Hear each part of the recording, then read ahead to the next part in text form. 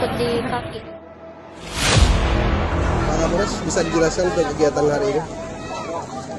Baik, sore hari ini kami dari Polresta Bandar Lampung, kemudian dari Satbrimob Polda Lampung, dan dibantu oleh kelurahan yang ada di sini, kemudian Linmas dan masyarakat tempatan sini, melakukan gotong royong untuk membersihkan sampah-sampah yang ada di sepanjang pantai ini, karena sempat viral ya, terkait dengan kotornya pantai yang ada di sini.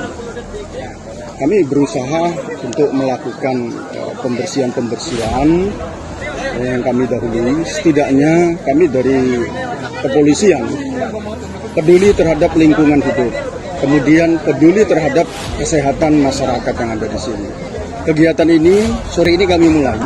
Kalau tidak selesai, besok akan kami lanjutkan, besok pagi. Tentunya kami sudah melakukan komunikasi dengan pemerintah kota Bandar Lampung, kemudian teman-teman dari TNI, Satpol PP, besok sama-sama turun kemari, membaur dengan masyarakat yang ada di sini untuk membersihkan pantai ini dari sampah-sampah.